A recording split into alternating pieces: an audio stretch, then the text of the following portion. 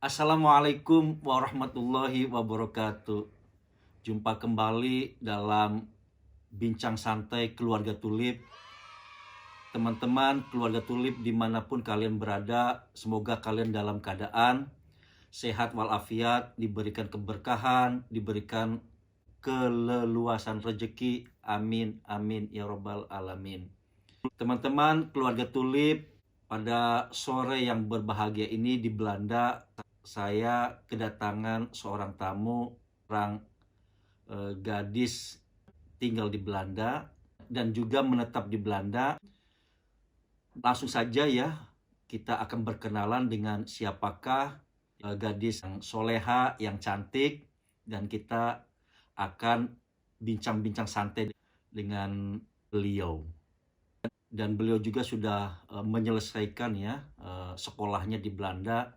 Untuk menghemat waktu, kita langsung saja bincang-bincang dengan beliau seputar bagaimana pengalaman beliau datang dari Indonesia ke Belanda. Ya, kita langsung saja. Assalamualaikum warahmatullahi wabarakatuh, Mbak. Apa kabar nih? Alhamdulillah Ya, baik. ya. Gimana Ramadannya? Alhamdulillah lancar, belum batal. Alhamdulillah. Alhamdulillah ya. Oke. Jadi apa namanya? Kita sore hari ini mau bincang-bincang dengan Mbak gitu. Nanti bisa eh, perkenalan lah dengan teman-teman keluarga Tulip yang ada di Indonesia dan juga dimanapun Anda berada ya. Silahkan Mbak. Oke, assalamualaikum semua teman-teman keluarga Tulip. Nama saya Vike. Saya asalnya dari Jakarta.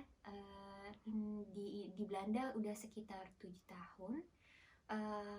Aku udah sekolah di sini dan sekarang udah kerja juga sebagai perawat. Sebagai perawat ya. Nah, sebelum Mbak Vike datang ke Belanda ya, tentunya latar belakang pendidikan kan ada di Indonesia ya. Itu sejak kapan tuh? Maksudnya di Indonesia Ya, ya? di Indonesianya ya. Tamatnya apa gitu? Iya, SMA. SMA ya. Berarti SD, SMP dan SD. SMA semuanya di Indonesia ya. Ya, Terus baru setelah SMA langsung pindah ke Belanda. pindah ke Belanda ya. Nah, untuk pindah ke Belanda itu kan tentunya ada suatu proses ya. Itu mungkin ada suka dukanya ya. Bisa diceritakan nggak gimana sih rasanya mau pergi ke Belanda kayak gitu? Oke. Ya, Iya sebenarnya sih waktu aku dulu nggak pernah ada planning untuk mau tinggal di Belanda. Jadi semua itu karena orang tua. Jadi karena orang tua tuh nikah sama orang Belanda. iya. Jadi orang tua tuh udah duluan ke Belanda sama jadi mama aku nikah Iya. sama orang Belanda. Terus udah duluan tinggal di Belanda. Terus Iya. kayak aku nyusul gitu. Oh gitu. Jadi ceritanya menarik juga ya. Ya. Jadi bisa alhamdulillah bisa sampai ke Belanda ya karena orang tua ya. Iya. Jadi bisa menyusul orang tua ke Belanda. Iya. Ya. Nah, suatu ke Belanda gitu ya. Tentunya kan ada Proses. ya ada proses tentunya kita harus bisa bahasa Belanda ya. Jadi setiap penduduk yang datang ke Belanda tentunya harus bisa bahasa Belanda ya. Itu mungkin bisa diceritakan juga gimana sih belajar bahasa Belanda gitu ya. Mungkin teman-teman keluarga Tulip juga mau tahu bagaimana belajar bahasa Belanda itu. Kalau saya dulu kan ya dari Indonesia juga agak susah juga ya belajar bahasa Belanda itu. Nah, mungkin bisa diceritakan tuh. Iya dulu tuh waktu sebelum ke Belanda aku sama sekali di Indonesia nggak ada kursus apapun, nggak ada les bahasa Belanda, nggak Iya. ada. Pokoknya aku tuh masih sibuk sama SMA, sibuk mau lulus, jadi sibuk sama ujian-ujian dan segala macamnya. Jadi pas udah selesai, pas di Indonesianya lulus SMA, keluar ijazah langsung ke Belanda tanpa ada persiapan bahasa. Jadi pas belajar bahasa Belandanya itu pas di Belanda. Oh, coba tuh. Jadi benar-benar Belajar Belanda, bahasa Belandanya langsung di Belanda ya. Jadi waktu dulu kalau kita belajar bahasa Belandanya di kantor kedutaan Belanda yang ada di Jakarta ya. Nah, mungkin Mbak Vike ini belajar langsung bahasa Belanda di Belanda. Itu berapa tahun kayak gitu belajar bahasa Belandanya? Itu kira-kira hampir setahun, belum sampai setahun. Jadi tuh awalnya pas nyampe di Belanda, karena orang tua yang ngurusin semuanya dari awal, proses untuk tinggal di Belanda. Jadi sebenarnya untuk proses ke Belandanya sih sendiri aku di luar tangan aku gitu, karena aku masih nggak tahu apa-apa gitulah, masih semuanya orang tua yang ngurusin. Terus setelah itu waktu di Belanda juga nggak langsung sekolah juga, karena masih harus untuk dapat verblijfvergunning itu identitas diri itu nunggu sampai 3 bulanan. Jadi tuh 3 bulan pas awal di Belanda aku sama sekali nggak sekolah, jadi di rumah aja sama nge-explore tempat rumah, lingkungan, pokoknya adaptasi gitulah.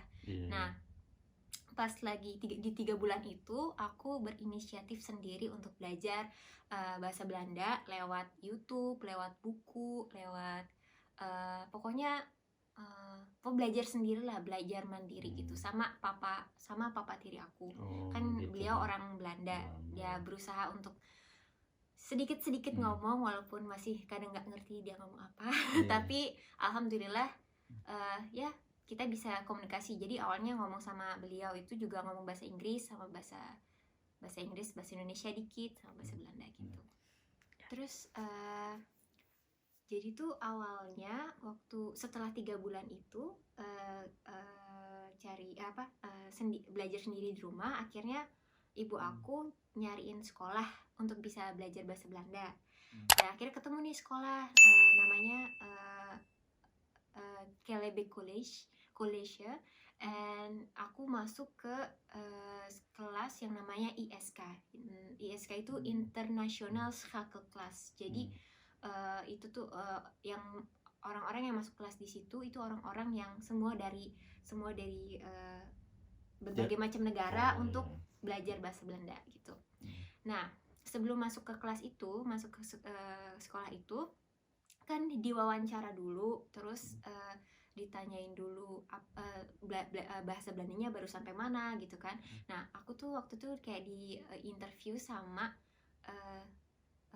bukan dosennya gitu, sama pokoknya ketemu sama dosen sama direktur sekolah itu. Terus akhirnya ditanya-tanya pakai bahasa Belanda, terus aku jawab padahal aku belum sekolah sama sekali. Terus dari situ katanya mereka ngasih penilaian, kamu kok baru belum, katanya karena belum sama sekali belajar di sini tapi udah bisa ngomong gitu kata dia.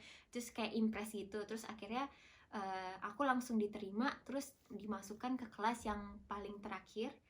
Soalnya sebenarnya kelasnya kan ada berbagai macam kelas gitu. Ada dari yang awal banget yang sampai bener-bener basic banget ya. Yang baru yang ABCD yang secara pengucapan, terus sama pokoknya berbagai macam. Terus yang terakhir itu namanya plus kelas. Nah, plus kelas, setelah di plus kelas ini kita mereka itu belajar 1 tahun. Nah, setelah 1 tahun baru bisa ke daftar ke sekolah berbahasa Belanda gitu. Nah, alhamdulillah setelah interview sama dosen sama direkturnya dan mereka ngeliat aku, alhamdulillah bisa ngomong bahasa Belanda walaupun belum pernah belajar di situ gitu, belajar di sini. Terus akhirnya langsung dimasukin ke kelas yang terakhir. Alhamdulillah. Wow, teman-teman, sungguh cerita yang sangat menarik ya. Mbak Vike ini walaupun belum belajar bahasa Belanda secara resmi, tapi Mbak Vike ini sangat berani ya berkomunikasi dengan dosennya, dengan kepala sekolah, sehingga dinilai dari kemampuan dia berbahasa Belanda ya. Dan ini sungguh luar biasa sekali. Kalau saya boro-boro. Jadi untuk ke tahapan Mbak Vike sendiri, ya, walaupun belum resmi tapi sudah berani bicara bahasa Belanda dengan prestasi dan niveau ataupun kelas yang lumayan tinggi juga ya di kelasnya gitu. Nah, teman-teman semuanya, mari kita lanjutkan lagi ya, Mbak Vika, bincang-bincang santai ini sembari menunggu datangnya berbuka puasa. Teman-teman, keluarga Tulip dimanapun kalian berada, kita lanjut kembali dengan bincang santai dengan Mbak Vika ya. Mbak, setelah lulus sekolah bahasa Belanda ya, tentunya Mbak sendiri punya pilihan ya, mau kemana nih setelah mengambil sekolah bahasa Belanda. Nah, mungkin bisa diceritakan nih selanjutnya. Iya, jadi setelah lulus sekolah itu dapat banyak disuruh tes gitu kan, ke sebenarnya aku tuh ke arah kemana gitu sekolahnya. Terus kebanyakan itu di arah Zorg, Zorg itu perawatan. Kenapa diarahkannya ke arah Zorg gitu? Bukan diarahkan, tapi kan aku disuruh ngisi tes gitu. Jadi ada tes untuk tahu aku tuh condongnya kemana. Nah, hasil tes itu membuktikan kalau aku di richting itu di arah keperawatan. Nah, apakah itu dengan pilihan sendiri atau memang memang dari dosennya kayak gitu di ini, dari pilihan sendiri ya benar ya untuk keperawatan ya. Nah, di mana itu sekolah keperawatannya, mungkin bisa diceritakan juga buat teman-teman ataupun adik-adik yang berada di Indonesia tentang bagaimana sekolah keperawatan yang ada di Belanda ya. Silahkan Mbak Vika bisa diceritakan. Aku kuliahnya itu di Gelebek College di Roosendaal. Ya, jadi pas mau masuk ke kuliah keperawatan ada tes online gitu. Nah, udah gitu ada tes dan juga ada interview. Nah, pas di tes hasil tesnya itu sangat tengah-tengah banget. Jadi kayaknya tuh kalau nggak salah rata-rata banget itu 5,5 kali kayaknya. Pokoknya biasa banget. Nah, terus yang kedua itu interview sama dosennya. Nah, pas interview sama dosen, aku bilang sama dosennya kalau aku tuh baru 7 bulan di Belanda. Jadi sebelum lulus sekolah Belanda udah mulai daftarkan kuliah. Nah, aku tuh waktu itu baru pas lagi di interview aku baru 7 bulan di Belanda dan aku berusaha untuk ngisi tes itu semuanya bahasa Belanda. Jadi tuh kayak dari tes kayak tes IQ, terus ada tes-tes tentang keperawatannya, tapi semuanya bahasa Belanda. Dan aku masih 7 bulan waktu itu di sini. Bisa kebayang ya. Bisa kebayang, itu susah, aku nggak ngerti. 7 bulan ya. Aku bener-bener banyak banget nggak ngertinya. Terus udah gitu, setelah itu setelah di interview ngomongnya aku juga ya seadanya aja, dan aku jujur aku juga belum lama di sini, tapi aku tuh pengen banget bisa kuliah keperawatan di sini gitu. Jadi si dosen itu sangat melihat motivasi aku, walaupun bahasa aku tuh belum bagus, tapi dia lebih melihat motivasi daripada hasil tes. Jadi itu yang menurut aku sangat kesempatan yang sangat baik banget, dan dari dosennya juga sangat ngasih kesempatan banget untuk aku yang mau berusaha, bukan karena nilai tapi karena motivasi gitu. Teman-teman keluarga Tulip dimanapun kalian berada ya, kita masih terus bincang-bincang santai ini karena sangat menarik sekali ya, yang tadi sejak awal diceritakan bagaimana perjalanan Mbak Vika ini ya, dari datang, kemudian sekolah, kemudian juga alhamdulillah sudah menyelesaikan kuliahnya ya teman-teman. Sungguh sangat berat sekali kalau sekolah di Belanda ini ya, apalagi yang masih baru, kemudian langsung beradaptasi dengan teman-teman di kelasnya ya, karena Mbak Vika ini agak sedikit ketinggalan berapa bulan kayak gitu. Jadi Mbak Vika ini harus mengejar lah dengan semangat, dengan motivasi yang kuat dan tinggi, akhirnya bisa menyelesaikan kuliahnya di Belanda ya. Nanti kita lanjut kembali dengan bincang-bincang Mbak Vika ini, dengan kita bertanya kembali. Ini sangat menarik sekali ya, sangat seru nih, dan ini sangat penting buat kalian semua dimanapun berada ya. Ya, kita lanjut. Mbak Vika mungkin bisa diceritakan setelah lulus nih ya kuliahnya dan mendapatkan ijazah, kalau dalam bahasa Belanda diploma ya, yang telah didapatkan kuliah keperawatan ya. Kemudian langkah ataupun harapan apa aja sih yang akan dilakukan gitu ya setelah nih saya dapat ijazah ya. Nah, ijazah ini mau diapakan gitu loh. Silahkan.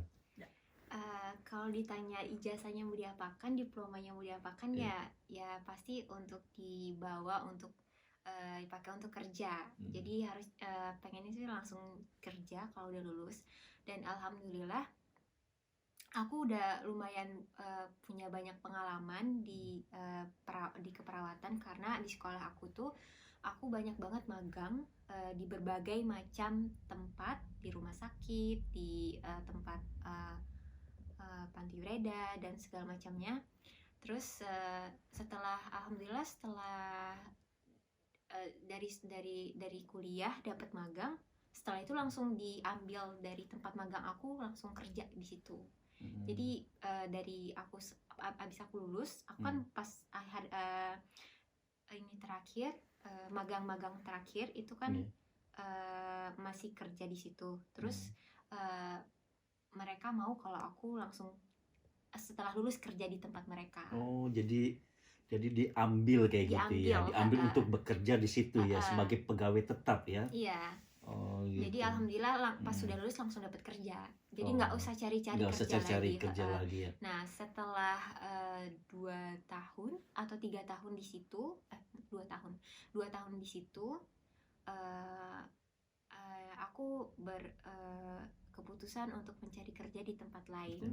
Karena aku juga pengen mandiri sekarang, pindah ke Den Haag, udah nggak sama orang tua. Jadinya aku cari kerja tuh di Den Haag, dan di semua tempat yang aku solicitasi itu apa? Melamar pekerjaan. Alhamdulillah mereka tuh semua pada mau ngerekrut aku. Cuman karena kontraknya tidak sesuai, jadi nggak aku ambil yang paling pas. Jadi untuk cari kerja dengan diploma aku sangatlah mudah, alhamdulillah. Teman-teman keluarga Tulip dimanapun kalian berada ya, jadi setelah kita lulus dari kuliah keperawatan ya, yang tadi telah disampaikan oleh Mbak Vika, bahwa Mbak Vika ini jadi rebutan ya di tempat dia magang ya, sampai ditawarkan juga untuk bekerja di tempat dia magang itu. Kemudian setelah 2 tahun atau 3 tahun bekerja di sana ya, jadi pendidikan yang kita dapatkan itu sangat dihargai ya. Kalau di Belanda ini sesuai dengan kemampuan kita, kemudian ijazah yang kita peroleh itu sangat dihargai sekali. Dan ini bisa jadi tawar-menawar kita dengan tempat pekerjaan yang baru ya. Kalau dari pihak rumah sakit ataupun dari klinik-klinik yang lain, di mana kita melamar di suatu instansi, kita bisa tawar-menawar tuh dengan pihak personil saken, atau dalam bahasa Indonesia apa ya, Mbak? Apa ya? Jadi kita bisa juga tawar-menawar tentang segala macam ya, tentang gaji, tentang kontrak kita yang bagaimana, apakah kontraknya pasti ataupun 1 tahun, nanti setelah 1 tahun ataupun sebelum kontrak kita berakhir itu akan diganti dengan kontrak yang tidak sampai seumur hidup lah ya. Kalau dalam bahasa Belandanya itu onbepaalde tijd kontrak. Mbak Vika, kita lanjut kembali ya, karena sebentar lagi kita akan berbuka puasa ya. Jadi kurang lebih sekitar 20 menit lagi. Jadi kita manfaatkan saja. Nah, Mbak Vika tentunya dalam bekerja ya, ada suka dan dukanya. Mungkin bisa diceritakan sedikit aja lah. Kalau dukanya nggak usah, nggak apa-apa. Ya, duka sedikit aja nggak apa-apa. Nggak mau lihat dukanya, nggak mau nyet dukanya. Sukanya aja ya. Sukanya aja. Nah, mungkin sukanya bisa diceritakan juga. Apa ya, dukanya waktu kerja apa? Ya, dukanya bekerja juga nggak apa-apa, bisa diceritakan. Waktu kuliah. Ya, atau waktu kuliah apa aja lah. Pokoknya ini umum aja dukanya ya. Tentunya kan ada ya? juga rasa kangen mungkin atau gimana. Mungkin Kangen bisa sama siapa? sama siapa aja. Nggak bercanda. Dukanya itu ya pasti banyak banget tantangannya lah ya. Namanya juga udah beda. Apalagi kalau di tempat kerja beda budaya, beda kultur, beda pemahaman, beda pokoknya beda. Kadang mereka sebenarnya maksudnya apa, aku nerimanya apa. Kadang suka salah paham. Itu sih sebenarnya lebih banyak yang bikin aku kadang menciut. Aku orangnya tuh juga lumayan kayak sedikit minder kayak gitu kalau misalkan aku orangnya minder banget sebenarnya. Aku tuh orangnya sangat onzeker, kalau bahasa Indonesianya itu nggak percaya diri sebenarnya. Tapi lama kelamaan udah karena orang tua yang selalu support, sama teman-teman yang selalu support, kayak Vika, ayo kamu bisa, kamu pokoknya harus benar-benar do it gitu. Kalau tanpa mereka mungkin aku nggak bisa sejauh ini. Tapi karena alhamdulillah dukungan mami, dukungan papa, dukungan orang-orang sekitar yang benar-benar juga sama dukungan orang-orang yang mencintai Mbak Vika gitu, kasih begitulah. support Iya, jadinya bisa sampai saat ini. Jadi sangat bersyukur banget, alhamdulillah. Nah, kemudian sukanya gimana tuh? Sukanya kita juga mau tahu juga gimana sukanya, apa gajinya banyak. Gede gitu. Kenapa gaji lagi aduh, gaji mah jadi kita perlu syukurin aja ya, kalau dapat gaji besar kan lumayan juga ya. Nah, mungkin bisa mungkin bisa diceritakan sukanya ya. Sukanya itu adalah alhamdulillah banyak orang-orang di sekitar aku, kolega-kolega aku yang respect sama aku dengan aku apa adanya seperti ini gitu loh. Maksudnya walaupun aku orang Muslim, orang Indonesia, mereka tetap ada respect gitu.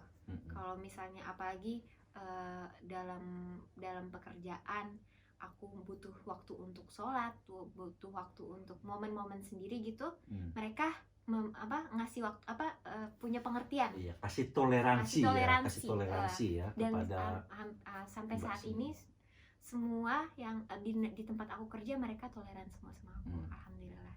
Nah, itu salah satu sukanya. Dan juga ada, kalau dibilang masalah apa tadi, gaji. Ini rahasia ya.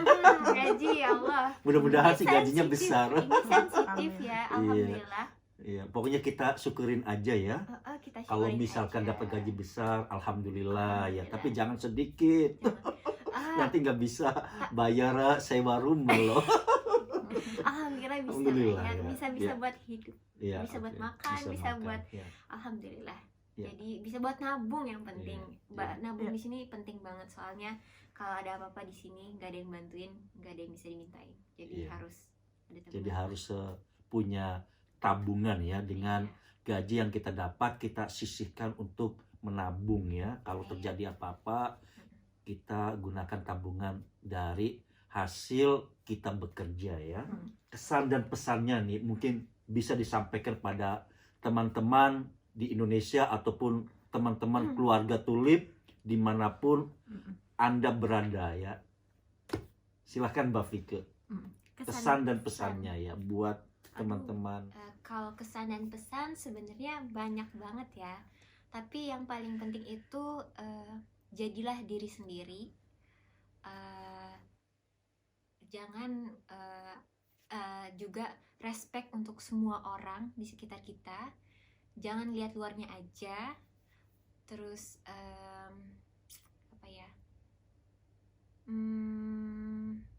tetap selalu sesulit apapun masalah yang kita punya, pasti ada kemudahan di sekitarnya. Maksudnya pasti ada pertolongan Allah tuh, pasti ada gitu loh.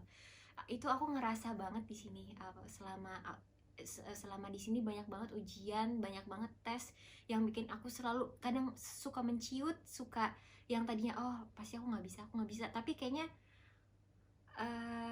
ada aja pertolongan Allah, ada aja bantuan dari Allah yang ngebuat aku sampai sekarang, sampai tetap semangat melalui itu semua gitu.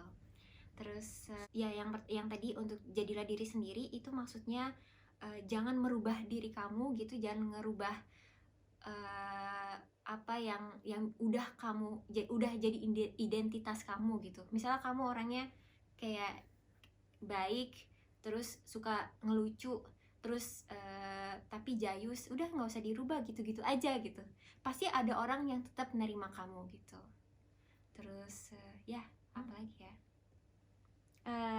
jangan putus asa dengan apa yang benar-benar kamu inginkan. Soalnya aku juga pernah benar-benar hampir putus asa, tapi kata Allah, enggak, kamu nggak boleh putus asa, ini ada jalannya. Beneran dikasih sama Allah jalannya. Jadi begitu aja, jangan putus asa, jadilah diri sendiri, dan tetap respect dan toleransi kepada semua orang. Dan sekian dan terima kasih. Kayaknya itu aja deh. Teman-teman keluarga Tulip dimanapun kalian berada, jadi kalau bisa saya simpulkan ya Mbak Vike, yang pertama adalah tetaplah terus berjuang, percaya diri dengan motivasi yang tinggi. Yang kedua, hendaklah kita berdoa ya, berusaha dan berdoa kepada Tuhan yang Maha Kuasa, karena dengan kehendaknya kita bisa juga mendapatkan pertolongan ya. Yang ketiga, kalau kita mau merubah nasib, rubahlah dari diri kita sendiri. Percaya dan terus berdoa dan juga berusaha. Mbak Vike, terima kasih atas kedatangan Mbak Vike di acara Bincang Santai di Keluarga Tulip. Semoga apa yang tadi disampaikan sangat bermanfaat sekali buat teman-teman yang ada di seluruh dunia ya. Jadi sekali lagi saya ucapkan terima kasih. Sama-sama. Ya. Iya, terima kasih banyak juga kasih kesempatan Vike untuk bercerita.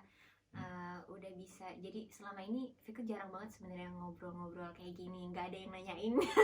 Dan juga ya emang tertutup sih sebenarnya aku orangnya. Maksudnya nggak ya jarang banget deh gitu cerita-cerita, tapi alhamdulillah dengan seperti ini, dengan undangan bercerita. Terima kasih banyak. Sama-sama.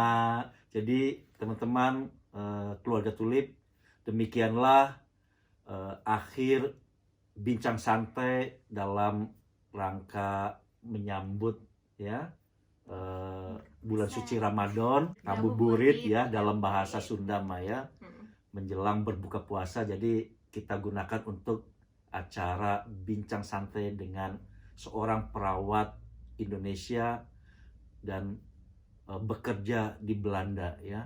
Sekali lagi terima kasih Mbak Vike. Kita ketemu di acara dan juga di lain waktu dan kesempatan. Saya juga mengucapkan terima kasih kepada teman-teman yang selalu setia mengikuti acara Keluarga Tulip ya. Jika teman-teman suka dengan acara-acara yang diselenggarakan oleh Keluarga Tulip, jangan lupa untuk selalu like, share, dan juga subscribe. Wassalamualaikum warahmatullahi wabarakatuh. Bye-bye.